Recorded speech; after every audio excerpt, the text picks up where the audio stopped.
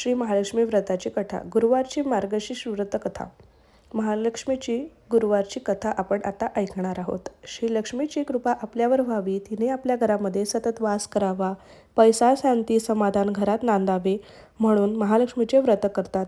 हे व्रत केल्याने मनातील सर्व इच्छा देखील पूर्ण होतात. श्री महालक्ष्मीची अनेक नावे रूपे आहेत. पार्वती, सिंधुकन्या, महालक्ष्मी, राजलक्ष्मी, गृहलक्ष्मी, लक्ष्मी, सावित्री, राधिका, रासेश्वरी, चंद्रा, गिरिजा, पद्मा, मालती, सुशीला अशा विविध नावांनी महालक्ष्मी देवी ओळखली जाते. अशा या सर्व भूती असलेल्या महालक्ष्मीची ध्यानी घ्यावी अशी ही कहाणी आहे. द्वापार युगातली आपल्या भारतातील सौराष्ट्र देशात घडलेली.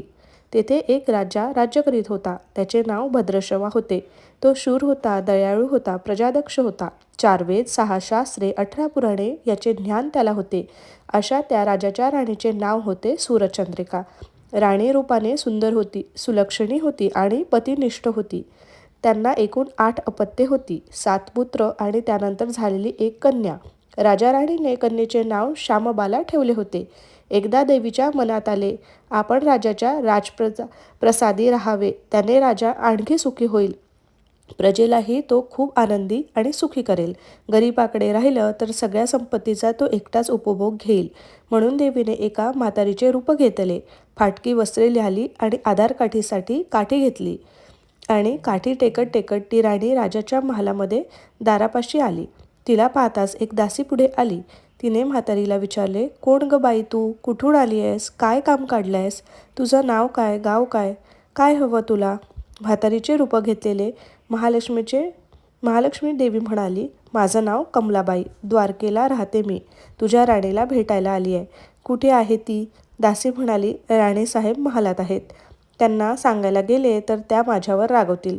तुला कशाला भेटतील? तुझा अवतार पाहून तुला त्या हाकलूनच देतील. तू इथेच थोडा वेळ आडोशाला थांब. म्हातारीला राग आला. ती संतापून म्हणाली, तुझी राणी गेल्या जन्मी एका वैश्याची पत्नी होती. तो वैश्य फार गरीब होता. त्यावरून त्या दोघांची नेहमी भांडणे होत. नवरा तिला मारहाण करी. ह्या त्रासाला कंटाळून एक दिवस ती घर सोडून निघून गेली. जंगलात उपाशी तापाशी भटकू लागली. तिची ती अवस्था पाहून मला तिची दया आली. मी तिला ऐश्वर्य सुखसंपत्ती देणाऱ्या महालक्ष्मी देवीची व्रताची माहिती सांगितली. त्याप्रमाणे तिने ते व्रत केले. तिच्या व्रताने महालक्ष्मी प्रसन्न झाली. तिचे दारिद्र्य संपले. तिचे घर संपत्ती आणि समृद्धीने भरले. तिच्या जीवनामध्ये आनंद भरला. मृत्यूनंतर लक्ष्मी व्रत केल्यामुळे ते दोघे पती पत्नी लक्ष्मी लोकात वैभवात राहिली. या जन्मी तिचा जन्म राजकुळात झाला आहे. देवीच्या कृपेने ती आता राणीपदावर बसली आहे. म्हातारीचे बोलणे ऐकून दासीच्या मनात जिज्ञासा निर्माण झाली. तिने म्हातारीला पाणी दिले, नमस्कार केला आणि म्हणाली, मला सांगाल का ते व्रत? मी करीन ते नेमाने, उतणार नाही, मातणार नाही, घेतला वसा टाकणार नाही. म्हातारीने देवीला लक्ष्मी व्रताची माहिती सांगितली. मग ती उठली आणि काठी टेकत निघणार तेवढ्यात राणी तरातरा महालातून खाली आली, बाहेर आली. फाटक्या वस्त्रातील म्हातारीला पाहताच ती संतापली आणि उर्मटपणे म्हणाली, कोण ग तू ठेरडे? इथे कशाला आली आहेस? जा इथून. तिने पुढे होऊन म्हातारीला घालून दिले. ती म्हातारी म्हणजे प्रत्यक्ष महालक्ष्मीच होती हे राणीला कळले नाही. राणीचा तो उर्मटपणा पाहून म्हातारी लक्ष्मी मातेने तिने न थांबता स्वस्थानी जाण्याचे ठरवले. राणीचा महाल सोडून म्हातारी निघणार तोच एक मुलगी लगबगीने बाहेर आली. ती मुलगी होती राजकन्या श्यामबाला. तिने येऊन म्हातारीला नमस्कार केला. ती कळकळून म्हणाली, आजी रागवू नका. माझी आई चुकली, तिच्यासाठी मला क्षमा करा. मी तुमच्या पाया पडते.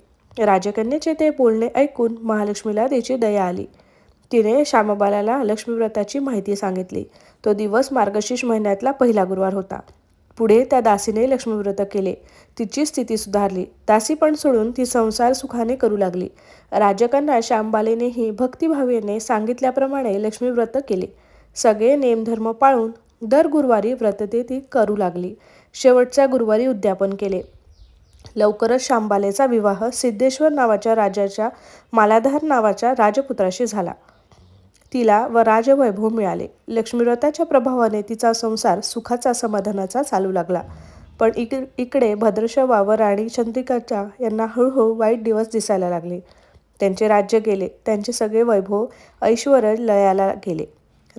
चंद्रिका राणी होती ती स्थिती आता बदलली. अन्न पाण्यालाही ती महाग झाली. भद्रश्रवाला फार वाईट वाटे.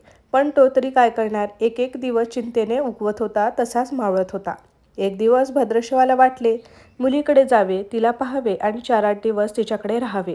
त्याप्रमाणे तो जावयाच्या राज्यात गेला. चालून चालून तो खूप दमला होता, म्हणून थोडा वेळ विश्रांती घेण्यासाठी तो एका नदीच्या काठी बसला. राणीची दासी नदीवर येत होती. तिने भद्रशिवाला ओळखले आणि दासी धावत महालात गेली. राजाला बातमी सांगितली. शांबालालाही ते समजले. शांबाला आणि मालाधाराने रथ पाठवून भद्रशिवाला मोठ्या मानसन्मानाने राजवाड्यामध्ये आणले आणि त्यांचा आदर सत्कार केला.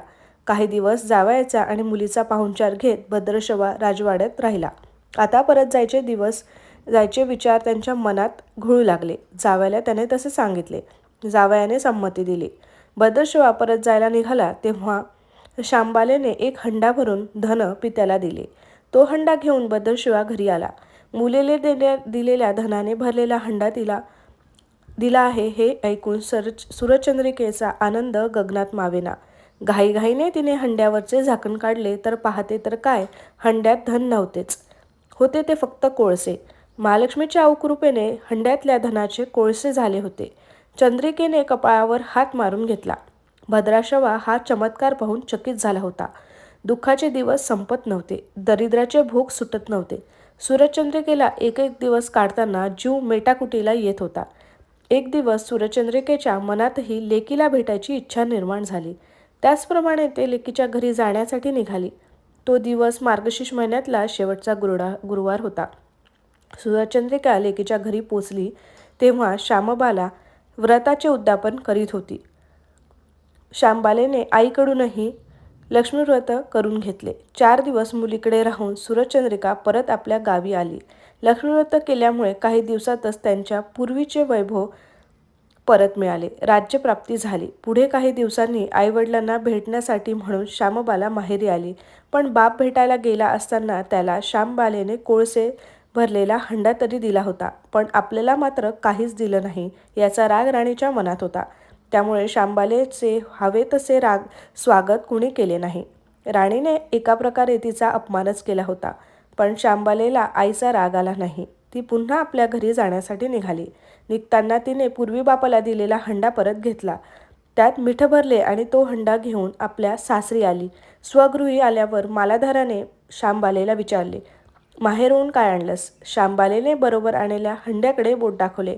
मालाधाराने झाकण काढून त्यात पाहिले तर हंड्यात मिठाचे खडे होते. मालाधाराने चकित होत पत्नीला विचारले, हे काय? यात मिठाचा काय उपयोग? शांबाला म्हणाली, थोडं थांबा म्हणजे कळेलच. त्या दिवशी शांबालेने कुठल्याच पदार्थामध्ये मीठ घातले नाही. सगळेच पदार्थ अळणी बनवले. मालाधार जेवायला बसल्यावर तिने त्याला सगळे पदार्थ वाढले आणि सगळे जेवण त्याला अळणी लागले. मग शांबालेने पानात थोडे मीठ वाढले. अन्नपदार्थ हे मिठाशिवाय बेचव, अन्नाला चव आली. हा मिठाचा उपयोग. शांबाला पतीला म्हणाली. मालाधारालाही तिचे म्हणणे पटले. थोडक्यात जे कोणी लक्ष्मीव्रतेच्या व्रत श्रद्धेने आणि मनोभावे करतील त्यांना लक्ष्मी मातेची कृपा होईल आणि लक्ष्मी माता प्रसन्न होऊन तिच्यावर कृपादृष्टी होईल. पण श्रीमंती आल्यावर सुद्धा माणसाने उतू नये. नित्य नेमाने लक्ष्मीव्रत करावे आणि देवीचे मनन चिंतन करावे. म्हणजे मीठ जीवनाचे अमृत आहे. अन्नाला चव येते ते मिठानंच. मीठ नसलेले पदार्थ अळणी आणि ज्याचं मीठ खावं त्याच्याशी इमानी असावं, त्याचं रक्षण करावं. कामात कसूर झाली तर प्रसंगी प्राणही द्यावे. शांबालेच्या बोलण्याची खोच पती जाणतो. त्यानंतर मालाधार राजा निश्चयाने उठतो आणि त्याने आपले सेवक सासऱ्याकडे पाठवतो. त्यांना बोलावून घेऊन भद्रशिवा जावयाकडे येतो. दोघांची गुप्त बैठक होते आणि मग ते भद्रशिवाचं राज्य जिंकलेल्या शत्रूवर ताबडतोब स्वारी करतात. मालाधाराचे सैन्य बेफाम लढत होते. शत्रू सैनिक जमिनीवर कोसळत होते. अपूर्व विजय होतो आणि भद्रशिवाला राज्य पुन्हा मिळतं. त्यानंतर सूर्यचंद्रिकेनं पुन्हा लक्ष्मीव्रताचा वसा घेतलेला असतो आणि तो आजन्म पाळते. या व्रतामुळे राजा राणी सुखी झालेत. महालक्ष्मीची ही व्रतकथा कहाणी गुरुवारची सुफळ संपूर्ण. ओम श्री महालक्ष्मी नमः. ओम शांती शांती शांती. व्हिडिओ आवडल्यास चॅनलला सबस्क्राईब करायला विसरू नका. धन्यवाद. श्री स्वामी समर्थ. जय जय स्वामी समर्थ.